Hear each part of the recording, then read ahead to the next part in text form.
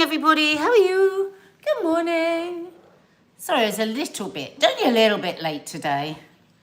How are you all doing? Oh, you're not there yet, are you?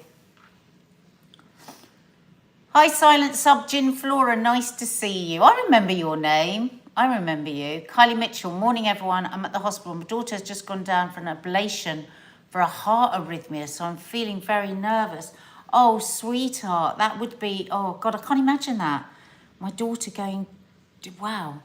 No, I can't imagine that. But what you've got to remember is they do tens of thousands of those operations. They're almost routine, aren't they? For heart arrhythmia, I think. But yeah, we'll all do a bit of that for you. Oh, couldn't imagine. Morning, everybody. How are you? Good morning. If this is your first time joining us on Coffee Moaning, we are here Monday to Saturday. There's loads of other stuff that goes on this channel. We do our family reality show. We do gardening. We do movie and TV reviews. We do trailer reactions. We do gardening. We do cooking. And lots of the family are involved. Mark's mum, my sister. Sometimes our kids, not too often. My dad, my mum and dad sometimes. So it's a real family affair. Yeah, so hit the subscribe button. Doesn't cost you anything. Hit the notification bell. And please leave comments because it's all lovely for us. We've got a brilliant little community here and we're very proud of it, as are our community. I know you are too. Right, so today we are going to be talking about husband and wife life hacks to get time on their own, which I just loved. No, Andrew, I haven't locked Mark in the toilet. He's actually editing. We've got an edit that has to get done, so I'm taking over today. He'll be with you tomorrow and Friday. Situationships, we're going to be talking about, and we're going to be talking about contraception too. As I was just saying over on my Instagram, that all the headlines are very scary this morning, very scaremongery. You know, increased risk of breast cancer. And the risk is small, but it is there. The risk is there. And I just want to talk more generally about contraception. Well, actually, let's do that first. Let's talk about contraception first. And then we're going to talk about situationships and alone time. I've just been hearing a bit about situationships on Instagram. It doesn't sound very good. I don't like the sound of it. But honestly, I've got this article here where this relationship counsellor would have you think it's a wonderful new arm to the dating world. So have a think. If you're in a situationship and you think it's great, educate me because I'm just learning about situationships. You know, if anyone listened to mine and Mark's podcast yesterday, How to Stay Married So Far, you know, we're still stuck in the Joy of Sex book from the 70s. We're very, very behind. Yeah, so situationships, we're going to be talking about them and there will be people here to explain them fully. I've got a kind of idea. Who's that? Oh, Ali Pierce rushed to hospital night before last after suffering anaphylactic shock. But I was so scary. God, I bet. Wow, glad you're home, feeling better. Jeez. I get really scared of things like that, just hitting you out of the blue. But then we're back on health anxiety again. After our chat about health anxiety yesterday, I then went into health anxiety.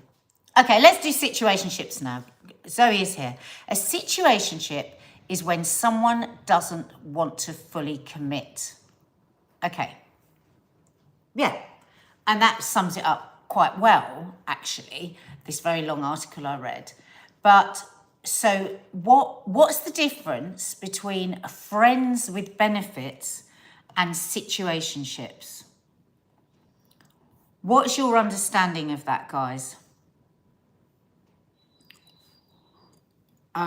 Okay, so let me just give you this little bit from this article. Somewhere between great love and no strings detached lies a category of relationship that needs a bit more defining. It's emotionally connected, but without commitment or future planning. The labels of boyfriend and girlfriend don't really apply, but it's way beyond a casual hookup. It includes going on dates, having sex, and building intimacy, wait for it, here's the slum dunker, without a clear objective in mind. Enter situationship.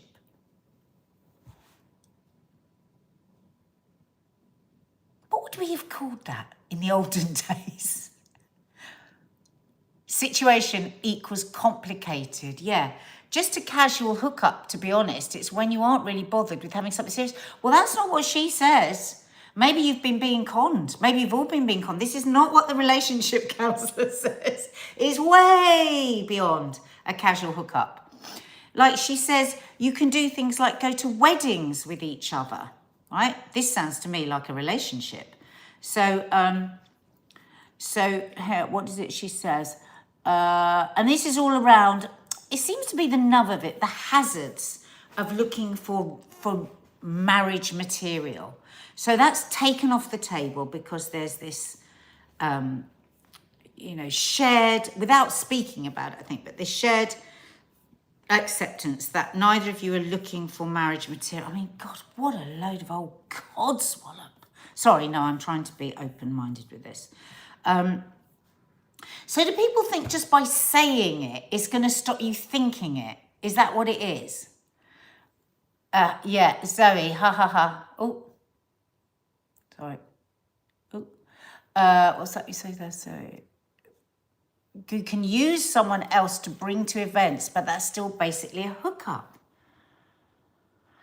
Apparently, this woman says they can be a way to give yourself more grace when searching for what you are looking for, or provide some consistency while your life is in flux. Being in the grey area with someone can be beneficial. While you both enjoy spending time together, learning more about each other and continuing to define what you both want, you can experience intimacy that doesn't need a reason. Oh, Erin Bullimore says it's kind of living in the moment. Oh, okay. So that's from a cup is half full. That's more what this counsellor is saying. So maybe it depends where you are emotionally, how you perceive the situationship.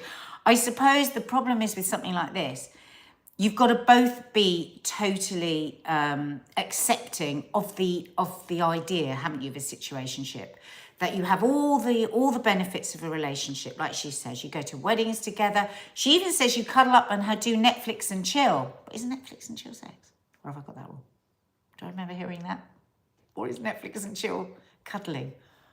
Is Netflix and chill cuddling or is it sex? I can't remember. Is Netflix and chill where you're just really happy with each other and you have a bit of cuddle time? No, I don't think it is. I've got a feeling now it means sex. Anyway.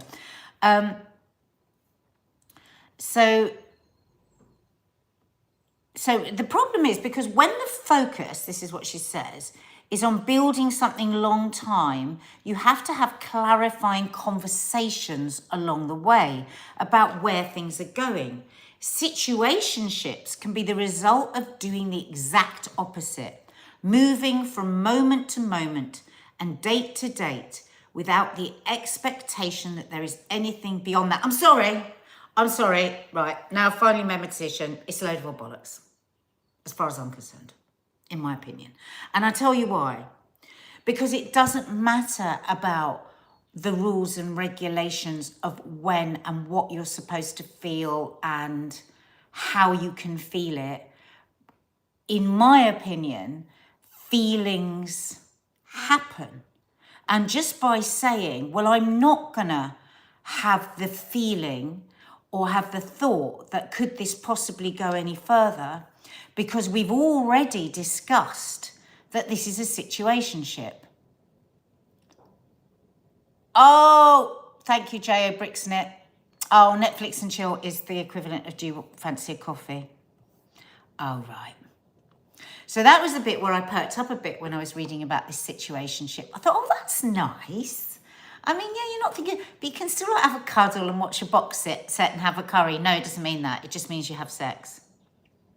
So can anyone clarify the difference for me? And this is important, you know.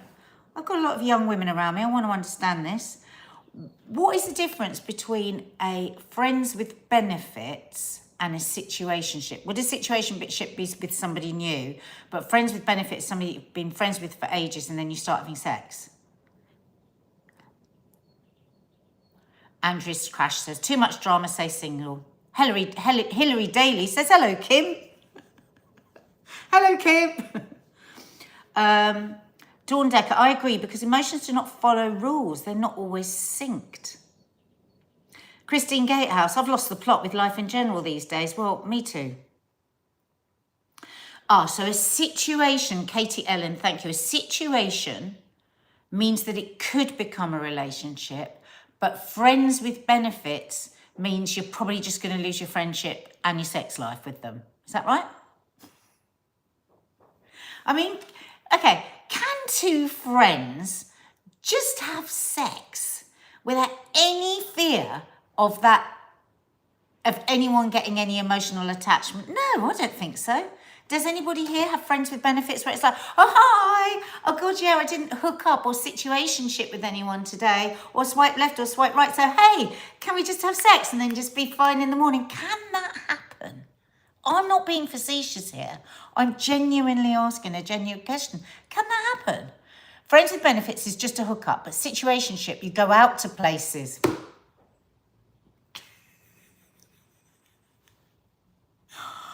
I just want to put my arms around anyone that's going through this. It's a fucking nightmare. Okay, what would happen?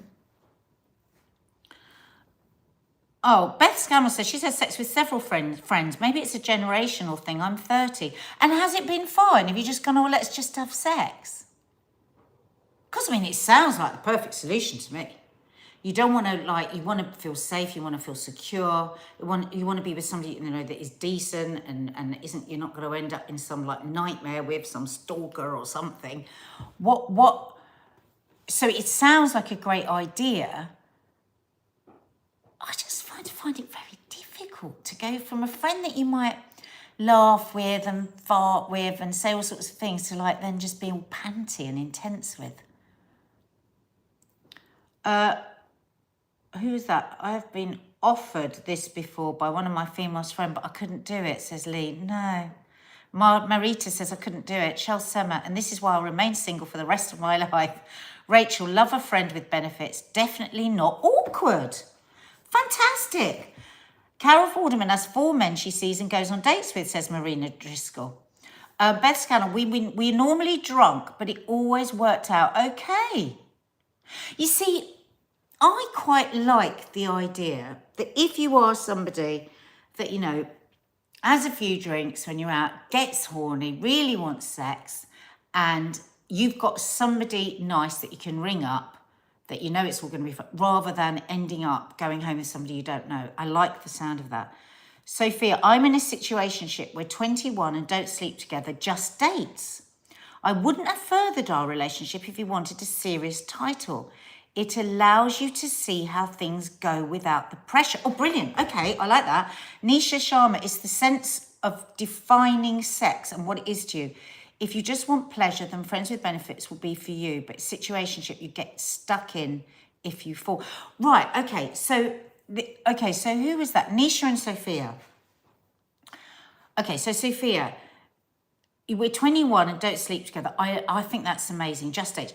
Did you know at the beginning that you were looking for situationships? Is it much better than it can it be? Is there a possibility that can it be much better than it sounds? Well, I suppose as good as this relationship counsellor says, in the boundaries are drawn out, you know, the plan is drawn out right at the beginning, and you try your best to stick to that until you see how you feel.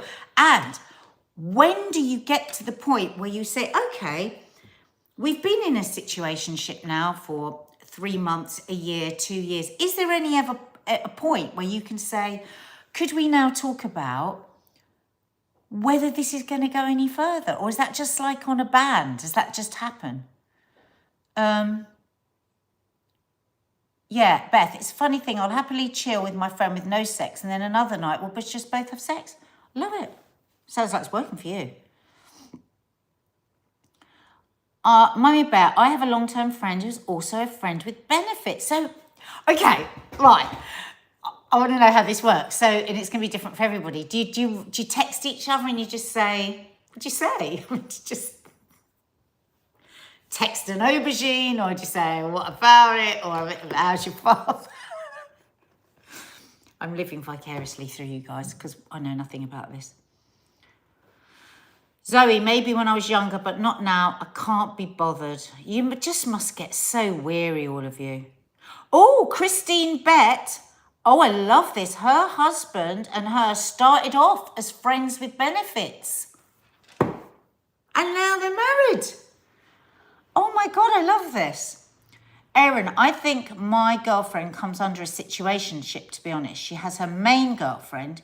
She and I are in a romantic relationship, but will obviously never live together, marry, or have a life together. I love her though.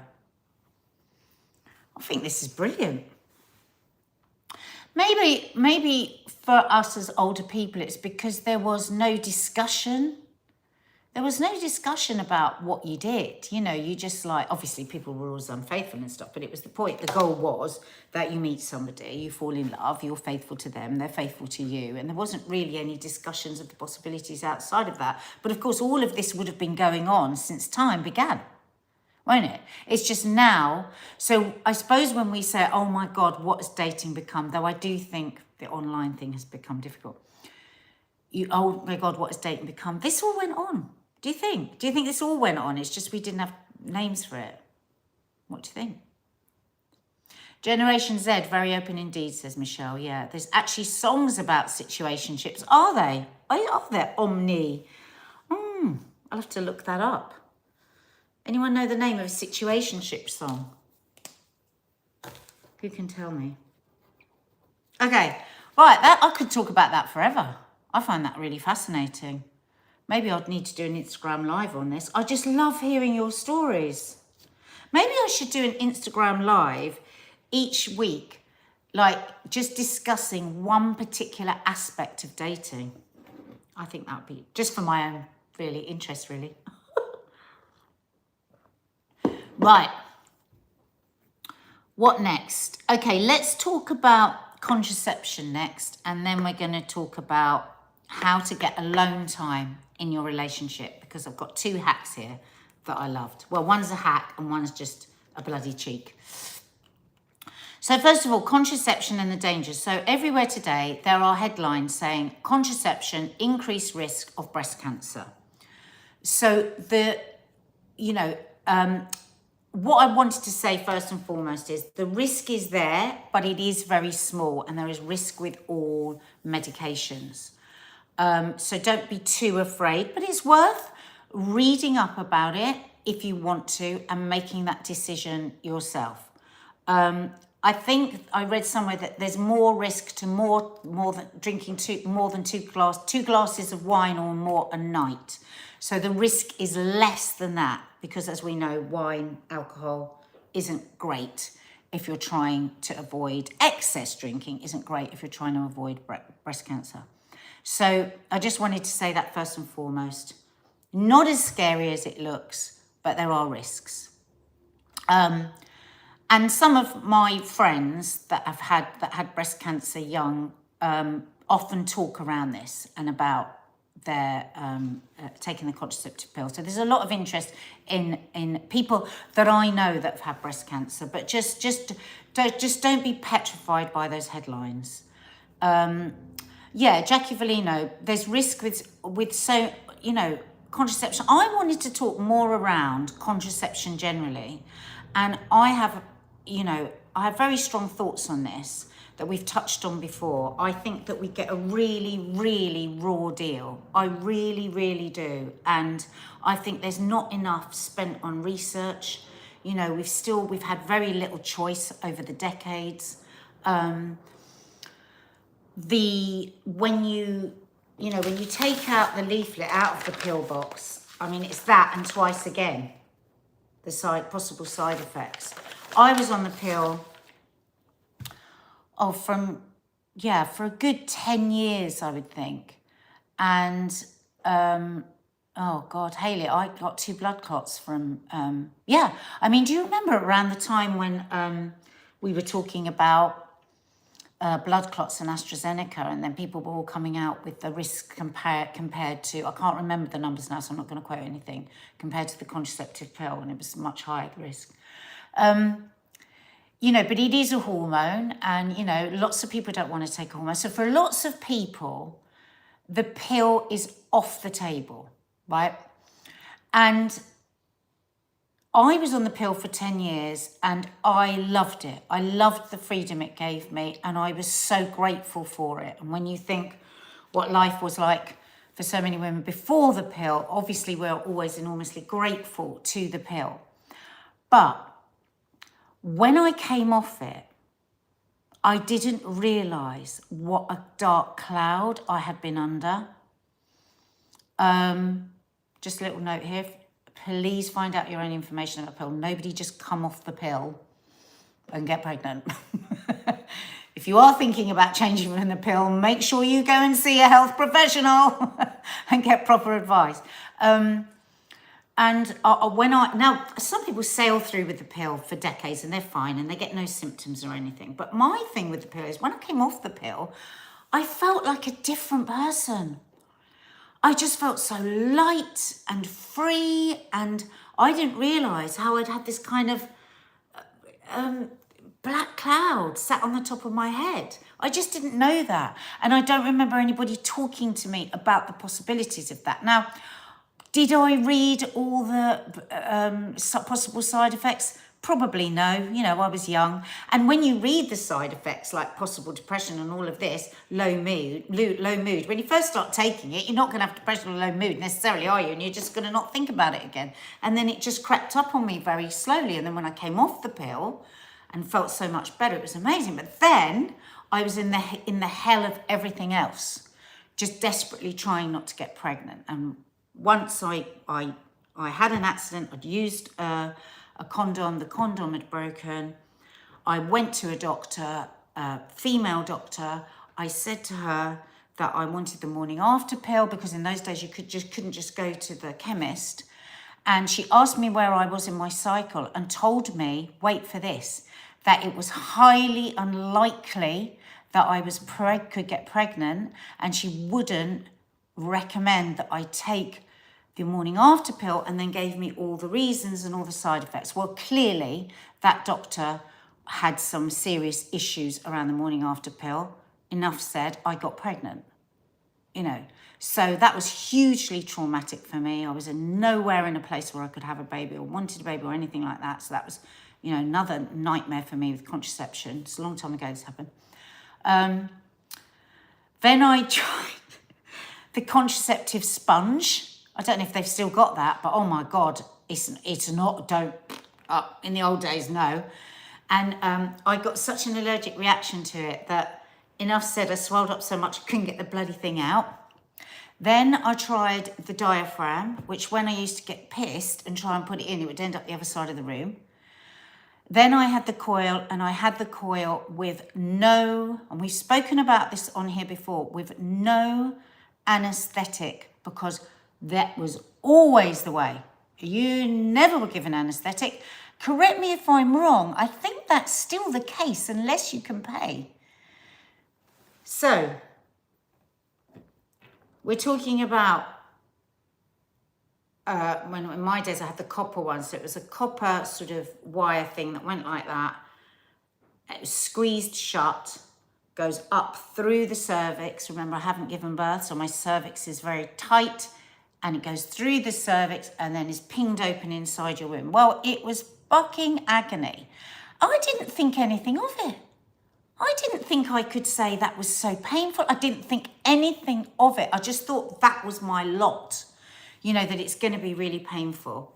I was like cramps for like 2 days afterwards, but I absolutely loved the coil. It gave me pregnancy-free sex for another 10 years, 15 years, whatever it was, and it was amazing. But it was non-hormonal. And apparently the one now is with hormones. And so I never did well with the pills. So I didn't want I didn't want progesterone. I didn't want the progesterone coil, so I had the copper one. I mean, even now I can't take my progesterone orally with my HRT because it makes me unwell. I'm not good with progesterone. And, same when it's taken out, it's bloody agony. I mean, if any of my daughters ever wanted the coil, I would insist that they were given an anaesthetic. So basically, what I'm saying is, it's fucking outrageous. It is outrageous that we're no further on.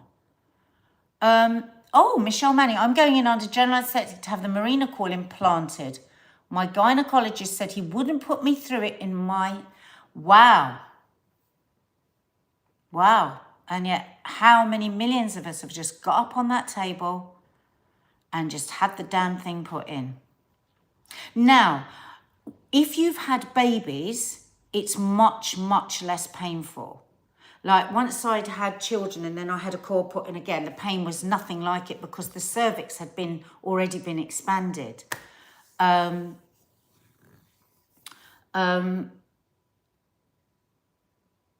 Sorry, still got friends with benefits. I was just thinking, what? Hang on, let me just, charge this up again. Hang on, 1 second. Sorry. But yeah, oral progesterone was it gave me really, really upset stomach. Something sweet, something savoury. I had a horrendous experience getting my coil out. It traumatised me. Well, my friend Titty Gritty, who you might follow on Instagram, my God, hers got lost in her body. Yeah. She did very, very funny Instagram stories on those. She is hilarious. Well, Lee, I think they should create a male contraceptive pill. Well, I was listening to a really interesting podcast the other day about that. Now, do you remember when the contraceptive pill was being tested and they suddenly pulled the test? And the reason given to us was that men couldn't cope with the side effects, which were things like a sore arm. A few of them had low mood. Now, I and many others over the years have many times, female comedians have done, and male comedians have done hilarious stand-ups on how the men couldn't bear these side effects. And guess what?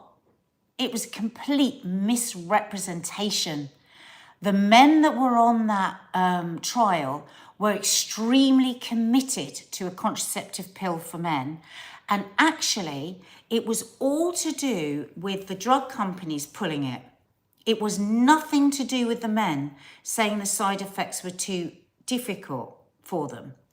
So, listen to this. It's all about risk, quantifying risk. Because men weren't at a risk of pregnancy, the side effects couldn't be excused, for want of a better word. So it was all down to the tick boxes and what allows and how many side effects you can have compared to risk. And because there was no risk of men getting pregnant, the side effects that were showing couldn't be passed through, couldn't be legally allowed. Isn't that fascinating? So we've got to rethink the whole thing, why isn't the man at risk from that pregnancy? I mean, they were saying that he wasn't at physical risk, but why can't we just expand our thinking on that and move back? Honestly, look for the podcast. It's so interesting. These poor guys that had the piss taken out of them for the last 15 years, it was nothing to do with them.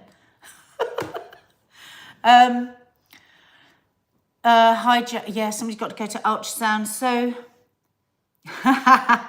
no, Victoria, don't let them put you off having it out if you need to have it out.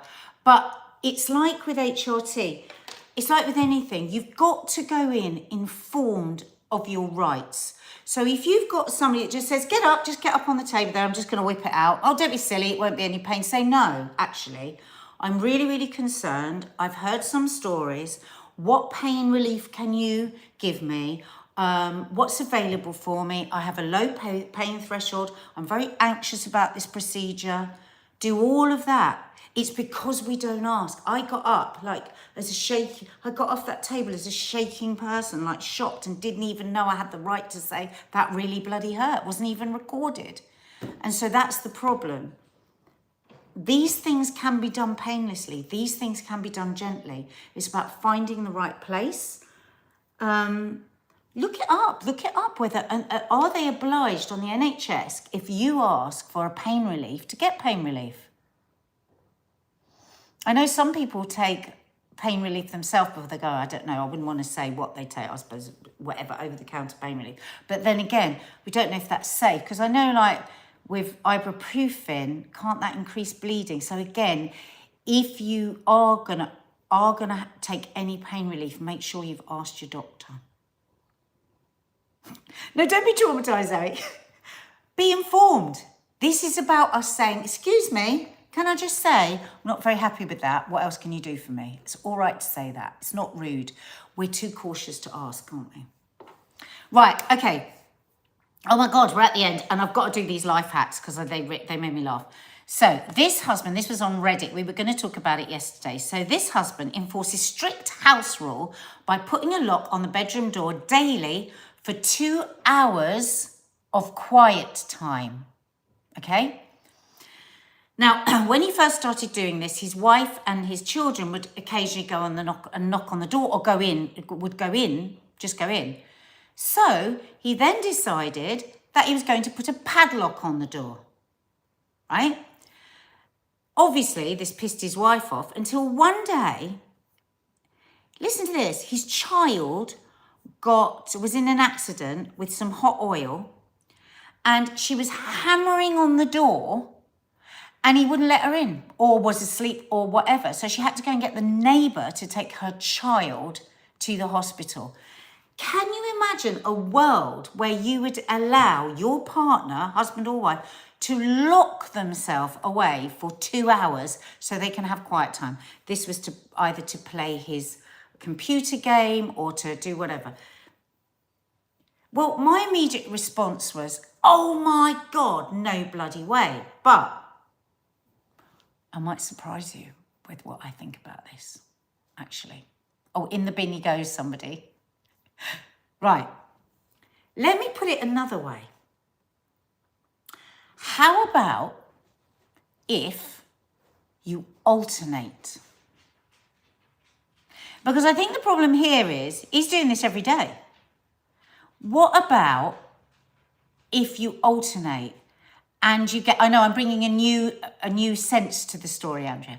If you alternate, so one day you have 2 hours, another day he has 2 hours. Because I want to share with you this hack of this woman that is so funny. This is what she does to get time on her own. Mum labelled a genius as she shares her life hack to get a few hours away from her husband and kids. So she tells her husband she needs to go food shopping without the kids. So then she booked a click and collect and spent the morning drinking coffee and buying clothes. So it's one of these, you know, these, what are they called? Like shopping centres. They're all around a car park. So it's got a Next, it's got a Costa, it's got a Tesco's. So they delivered it to the car park, and then she spent the next hour and a half just shopping and having coffee. So, somebody just asking there why they were blocked on Instagram. We've got certain words that are picked up. So if anybody's rude, our invigilators will block anyone here on Instagram that is any way rude. So if there was anything that was rude, that's what they would have done. It's not necessarily me. It could be the invigilators that check for that. Now, but what do we get from both those stories? You could, you know, the men in the room now might be saying, oh my God, what? That's outrageous. She pretends she's going shopping and she goes and have time on her own. We might say about the bloke, oh my God, he locks himself in the room. But what we're missing in the middle of all this? That it's okay to want time on your own in a relationship. When Mark and I used to go on holiday when the kids were little, oh my God, I think it's the hardest thing when you start going on a sunbed holiday once you've had kids, because of course before your kids you'd lie all day, wouldn't you, reading, slathering on your sun cream. And you take away your kids and you imagine they're going to play with a little bucket of water and it's all going to be lovely. And it's hell because you're getting up every 2 seconds. So after a couple of holidays, Mark and I decided to do this thing where we took an hour off. So he would have an hour, then I would have an hour. And in that hour, you did not have to get up for your child at all. Now, you might both be lying down, the child might not ask anything for an hour, and that's okay, nothing happened in your hour. But if 25 times they say bucket, spade, that you've got to get up every time for that hour, but you know the next hour is going to be completely yours. I'm sorry, it's a brilliant idea. Anyone want to try that this year on their holiday and get back to us? You will love me forever. Because what happens is otherwise, there's always someone resenting the other one and thinking, I'm getting up way more than you are. And I'm sorry to say, 9 times out of 10. Actually, you know what? Mark was the one who used to get up more often. Actually, he definitely was. Mark was brilliant. I feel so sad because so much of when the kids were young, I was so body conscious that I couldn't get into the pool. I'd just be embarrassed jumping in the pool at any of that. Oh, those years lost. Don't do that to yourselves, guys. Please, please, please don't do that. Don't you think that's a good idea? Why can't everybody decide that you have alone time in your own house? See, look, everybody's loving it. Because when you say, this is how you pose it to the other person as well. You say, listen, I don't think it's fair that you don't get any alone time. And it would be nice for me to have some alone time, you see that? It's not fair on you and it'd be nice for me. Why don't we work out something? And 2 hours might not work. Half an hour. You absolutely know. You can go to your bedroom, you can go to the sitting room, you can go wherever, you can go and sit in the car and have a fag and a gin and tonic, whatever. You get some alone time. I think that's what we're hearing, these 2 separate acts. People are having to lie and cheat and do terrible things and buy padlocks when actually, maybe if we just said to each other, would you like a bit of alone time in the house sometimes? Every night, we each get an hour or half an hour. 15 fucking minutes you could start with. When I think of when the kids were little, I wish Mark and I had thought of that. We didn't think of it at the time. It's a great idea. And on that, I'm going to leave you.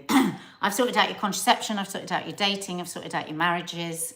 Oh, and just a little thing. You know, yesterday we were talking about Trump trying to galvanize the crowds to create a storm around the possibility of him being arrested. Well, he has, but unfortunately for him, it's tipped the other way with more people calling for him to be indicted. So backfired a little bit. Anyway, love you lots, love you lovely lot, and hit the subscribe button and the notification bell.